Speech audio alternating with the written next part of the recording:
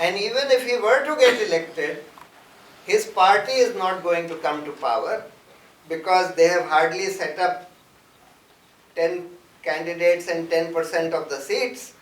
The real contest for power is only between either the BSP or the Samajwadi Party or the Congress Party or the BJP. These are the only parties who are vying for power.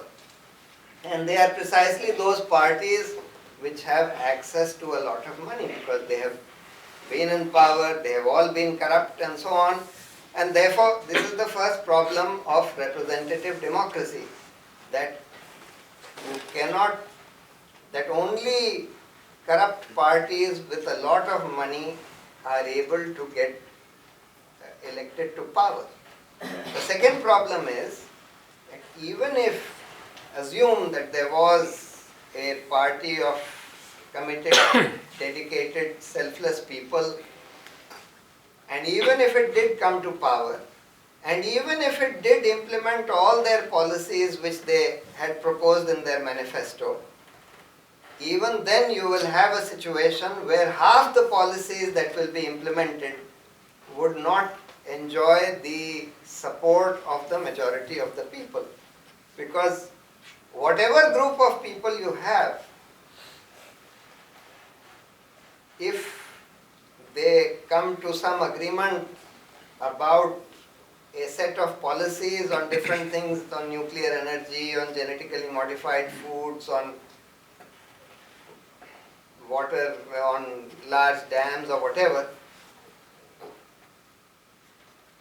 the policies that they agree upon, all of them are not likely to have the support of the majority of the people. Therefore, this model of representative democracy cannot lead to a situation where policies and laws and important government decisions on important projects, etc., are going to be taken on the basis of the wishes of the majority of the people. So therefore, the question has arisen, can we not and should we not try to move towards a system where such important issues are directly put to the people and decided on the basis of what the people want?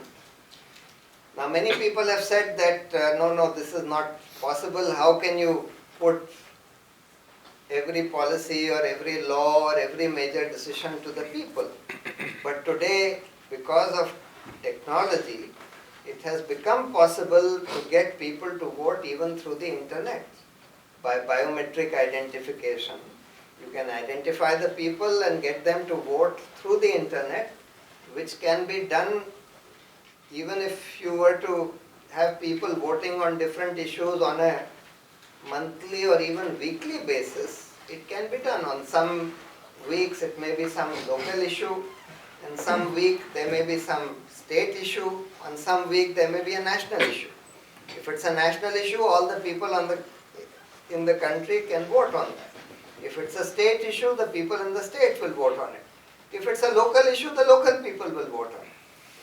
Therefore, it's not that such a system is logistically not possible, it is certainly possible. There are other problems associated with it, but in my view, all those problems can be handled, and therefore you can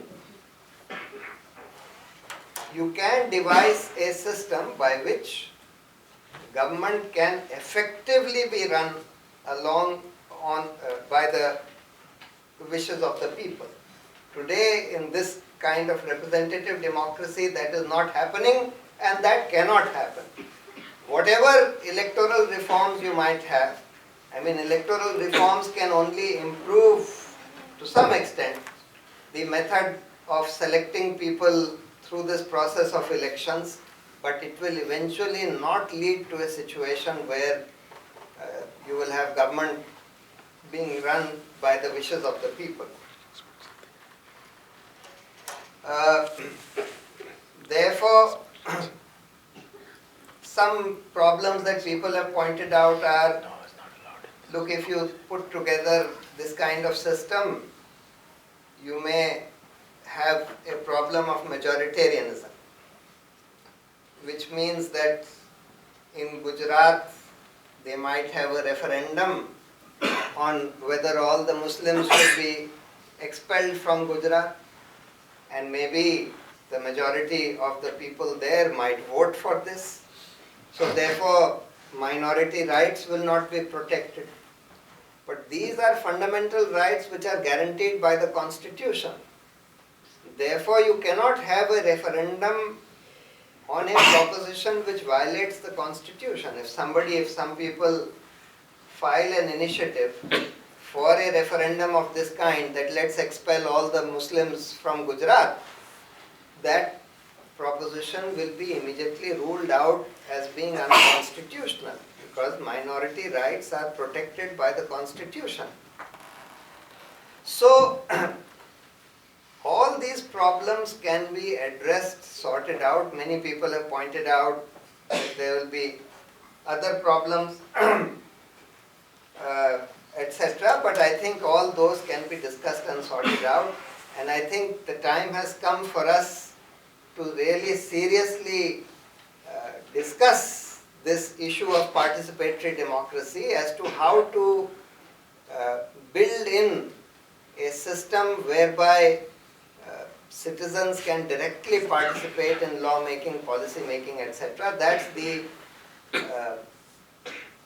the new thrust of this entire anti-corruption movement, which is related to the Lokpal bill, because eventually we need this kind of system to have bills like the Lokpal bill passed, because the MPs have a vested interest in not passing this bill, because if they were to pass this kind of law which we have suggested, many of them or most of them might be in jail after that. And therefore we need this kind of system. The question is, why will the Parliament agree to these? Because even these changes of putting in place participatory democracy will require a constitutional amendment. And why will, if the members of Parliament today are not willing to even legislate the Lokpal bill, why will they agree to legislate this kind of legislation? And that is why many people are now saying that, look, there is no option for this movement but to get involved in electoral politics. And therefore this is an issue which is now being discussed within the movement as to whether this should be done, if this should be done, how should it be done. One proposal has been that